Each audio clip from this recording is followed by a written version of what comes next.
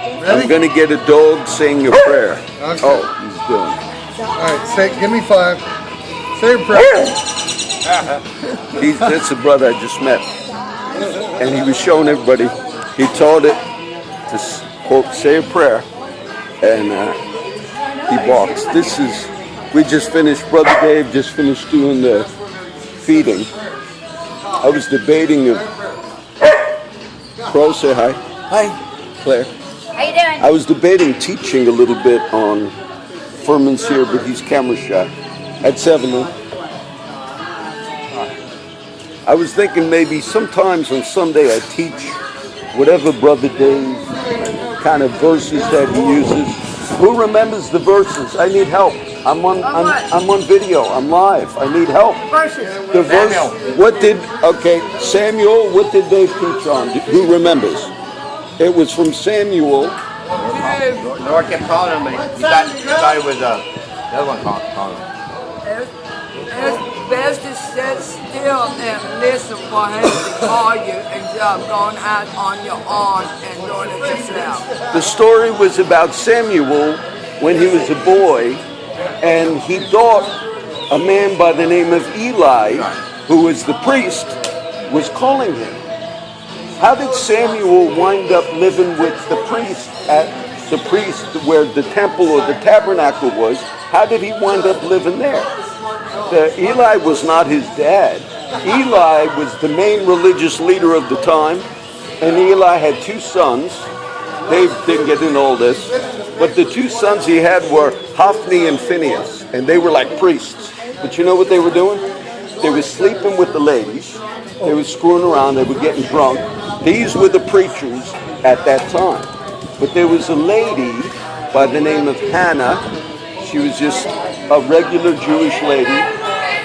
She had no children. And every year when she went up to the house of God, she said, God, if you give me a kid, I'll dedicate him to you. Sure enough, Hannah got pregnant. She had a boy by the name of Samuel. And one day she went up to the church or the temple or the tabernacle. She left him with the priest and his sons. And she said, I dedicate this kid by the name of Samuel to God. He might have been about 5 years old, 3 years old at the time. She just left him. So this priest, he's raising Samuel, but they're wicked. They're partying, they're sleeping around, the 2 sons of Eli. And so Samuel is going to be there, and God begins speaking to Samuel. That's the part they preached on. And when God is calling the boy, he thinks it's Eli, the main preacher that's calling him. He goes to, did you call me? No. Did you call me? No. Finally, he says, that's God. But what was the message? Who remembers what the message God gave Samuel? Okay. The message was, these preachers are so wicked, I'm going to bring judgment upon all of you.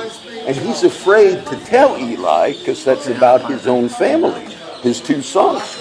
And so Eli, this is the part Dave kind of read, Eli basically calls Samuel and says, what did God tell you? And he was afraid, but he told him the truth. He said, judgment's coming to your house because of the wickedness of basically the ministry. And that was the message. That's the part he spoke on. Eventually Samuel gets older. This is the whole book of 1st, 2nd Samuel in the Bible. And Samuel becomes the prophet that institutes the first king of Israel by the name of Saul.